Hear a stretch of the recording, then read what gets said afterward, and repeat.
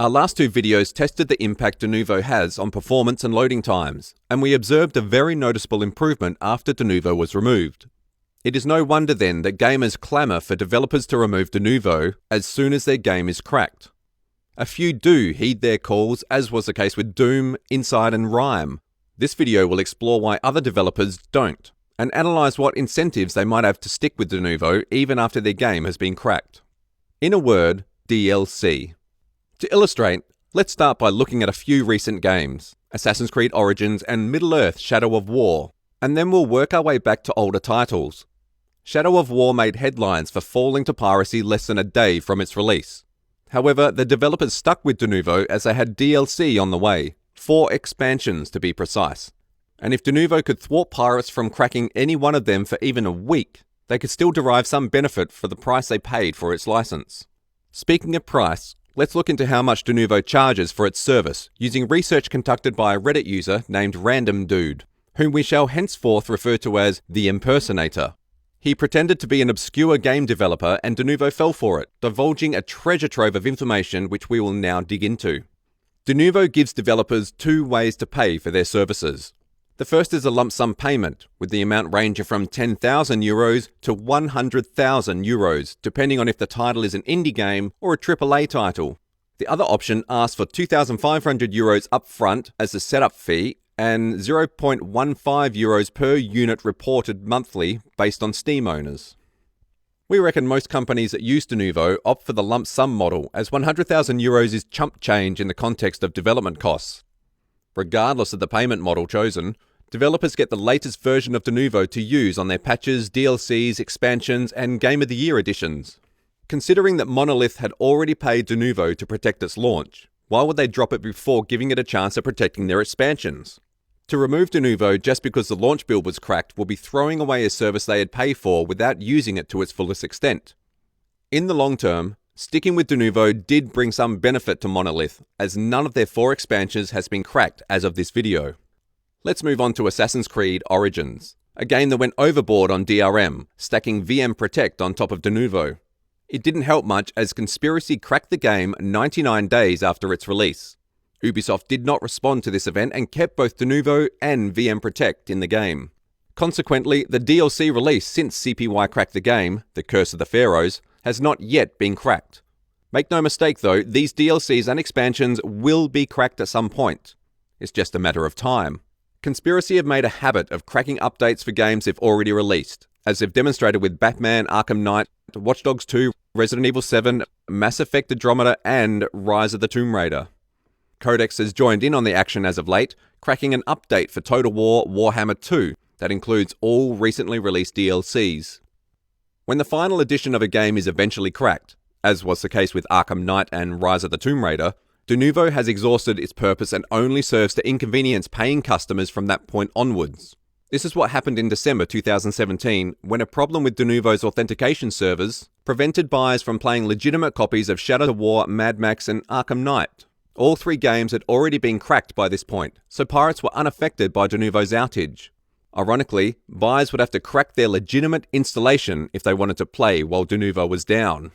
The story goes deeper with Mad Max and Arkham Knight. Not only were these 2 games cracked at the time of Denuvo's outage, but they had not been updated since and had reached the end of their life.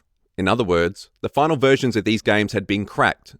And yet the developers did not decide to remove Denuvo even after it had long outlived its purpose.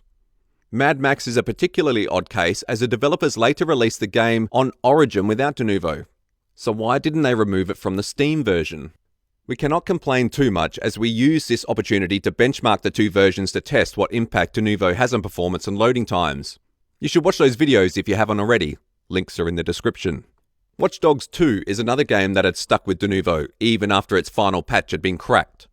Considering that it has been more than a year since, Ubisoft is not likely to remove Denuvo from the game anytime soon. It's been quite negative thus far. Let's take a look at a few developers who took a more sensible approach.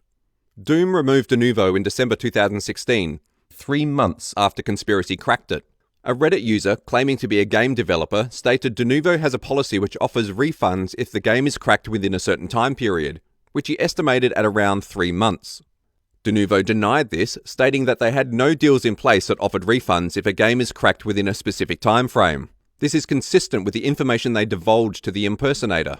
The reason we trust the impersonator's information is that he provided screenshots of his email conversation with the Denuvo employee.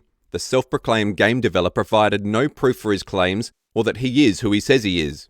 In fact, he has claimed to work in a completely unrelated field in the past, which further undermines his credibility. The final nail in the coffin is his estimation of Denuvo charging 7 figures to protect AAA games, which is completely off the mark, going by the maximum figure of €100,000 Denuvo divulged to the impersonator. Back to Denuvo's statement. They stated the reason Doom removed their DRM was that it had accomplished its purpose by keeping the game safe from piracy during the initial sales window. While the nearly 4-month period Doom enjoyed uncracked comfortably encompassed the initial sales window, there may be another reason why Doom dropped Denuvo.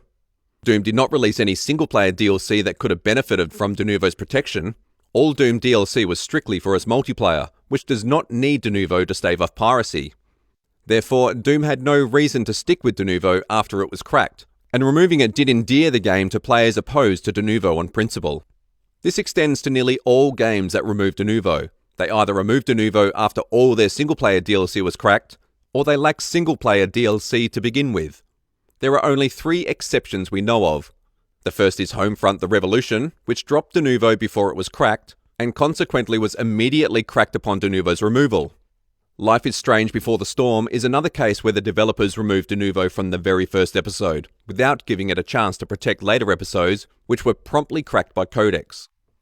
The third exception is Hitman, which dropped Denuvo months before releasing its Game of the Year edition, which was subsequently cracked by Plaza.